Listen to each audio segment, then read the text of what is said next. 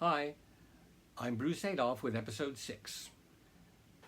In 1981, I was thrilled to get the call to compose the music for a production of the play Il Campiello by Carlo Goldoni to be presented at the Public Theater where the acting company had a 2-week residency.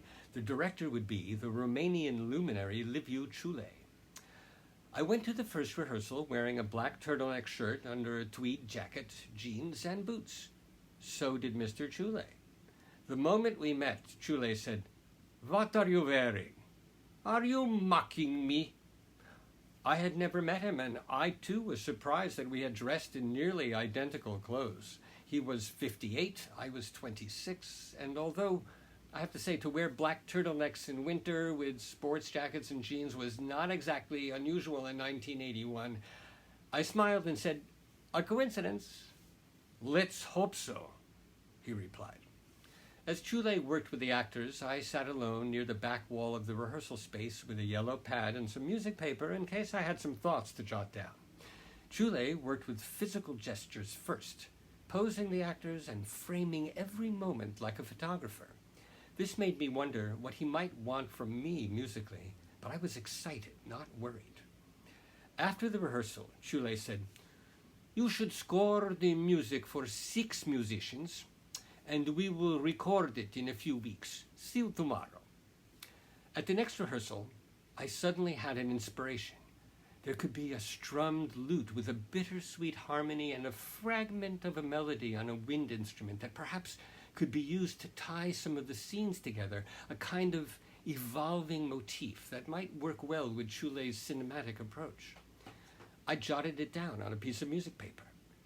He happened to see me do that and was not pleased. "What are you doing there?" he asked. I replied, "I had an idea, a musical thought for the show, so I wrote it down." "You should not write music here. You must watch and get inspired, and then later you rush home and write it down later." "Not now." "I have an idea for the music," he said.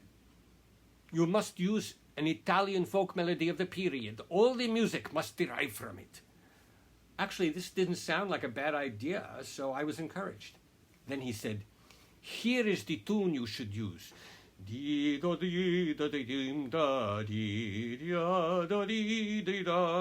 so happened I knew that tune, and it was not Italian.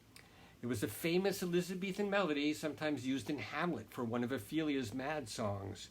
"How should I your true love know?" Sometimes called "He is dead and gone, lady." "But, Mr. Ciulei, I know that melody. It's English, not Italian." He looked as if he might agree with me for a moment. Perhaps he remembered the tune from his own Hamlet production? But no. Instead, he said, "It is Italian. It is the tune you must use. That is that." I was disappointed, but not terribly concerned. The tune could work for the show, and very few people would recognize it. And if they did, would they really care? So during the next few days, I selected the instruments for the score: flute, oboe, violin, lute or guitar, cello, and percussion. And I began to compose some music for the show. I was very eager to speak with Ciulei about recording the music and working it into the rehearsals. "I don't want recorded music anymore," Ciulei said, looking me in the eyes. "It must be played live." "That would be great," I said, "but I don't think we have a budget to support that with all the performances we have." Ciulei realized that it would be impossible to change the budget at this point.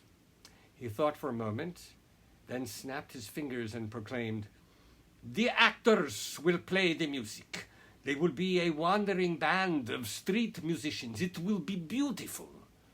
He walked away from me as I called after him, "Which actors? Do they play instruments? How's this going to work?" He turned his head back to me and barked, "You figure that out." Later that day, I spoke to the stage manager, who told me that there were 4 actors who could be available to act as street musicians in certain scenes when they were not on stage. But do they play instruments? We decided to call a meeting and find out. The 4 actors were game to do anything. One played some guitar, but the others had no experience playing instruments. The stage manager suggested I go to a pawn shop and buy some cheap instruments but they needed to be from the period, according to Mr. Chule. Fine. I went shopping on West 4th Street. I came back the next day with a cheap but appropriate-looking mandolin, a 20-button concertina, a clay ocarina, and a tambourine. The 4 actors and I spent about an hour toying with the instruments. The guitar player was able to play a few major and minor chords on the mandolin as long as he could look at his fingers. The actor who chose the ocarina could produce a sweet small tone from it, but changing notes usually resulted in more air than pitch, as he had to reset his finger positions.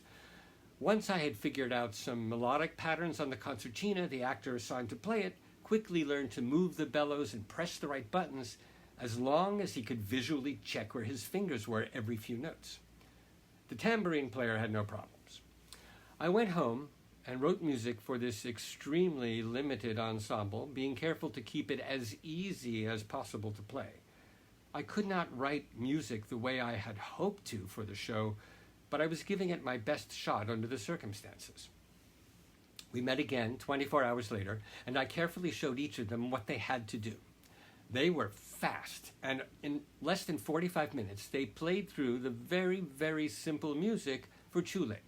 He listened, and he was pleased.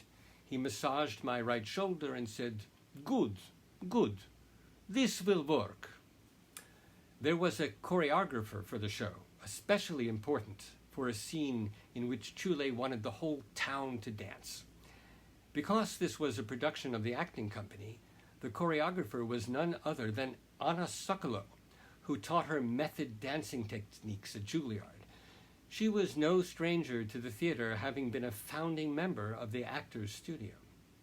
Shocked that the music was played on such limited instruments by the actors, Anna asked me privately what had happened to the idea that I would compose a score that was going to be recorded by a professional ensemble of musicians.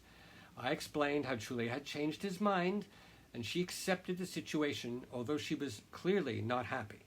At age 71, she had little patience for a director whose whims affected her ability to do her own work her way.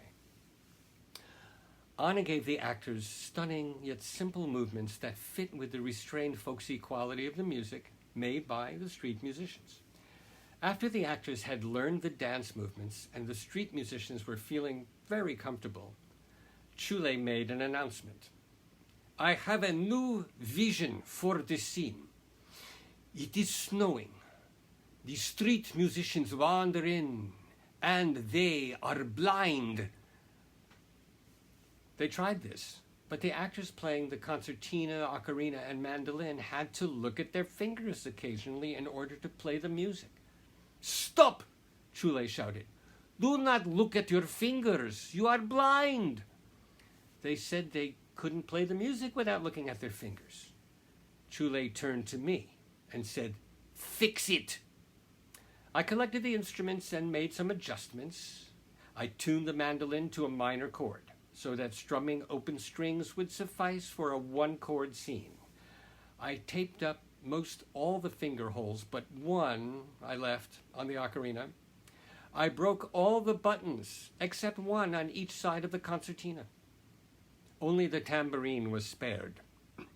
Now, with severely limited musical resources, I simplified the already very basic music so that the actors, who had only learned to play these instruments 2 days previously, could play while staring into space. This meant the tune had very few notes, and there was only one chord played by the mandolin. Chule was delighted. I was mortified. Anna mentioned to me that she now had to re-choreograph everything since the concept and the music were now different. I called the producer, Margot Harley. "Hi, Margot. I'm calling to ask if you could change my title from composer to music director." Margot was concerned. "Music director? Why? What happened? Aren't you writing the music? Is something wrong?" I didn't want to upset her or be negative about Liviu Chule. Calmly, I said, "The way it is now, the music is played by actors as blind street musicians, so let's just say the resulting music is not really composed. It's more like we had to make do with very, very simple music to make the concept work. It's fine, really. It looks great. It's just that any musician would have ended up with pretty much the same music under these restrictions. I don't want people to think this is how I compose. I'm fine with music director. Margot sighed into the phone. All right, done. Thanks, Margot. Chule's poetic vision of moonlight, snow falling, and blind street musicians wandering slowly across the stage proved to be strangely lyrical. It was a haunting image. It worked. The New York Times review was very complimentary. Mel Gussow commented, quote, "The quartet of street musicians who stand gloomily in the square playing instruments, looking like a fraternity of deadpan comedians," unquote. Still, my very first idea for the music lingered in my imagination. The soft, strange chord on a lute and the elusive fragment of melody that evaporates the moment it appears, but it was never to be heard. Chule never called me or spoke to me after the show opened or closed. Why should he? He made me completely dispensable and utterly anonymous. Shortly after this production, I decided to concentrate on composing music for its own sake. Chamber music, orchestral music, opera. No more taped up finger holes on ocarinas or broken concertina buttons for me. I could turn my attention completely to my own imagination, write soft, strange chords and elusive fragments of melody, and even wear black turtleneck shirts and tweed jackets and boots if I felt like it. To be continued.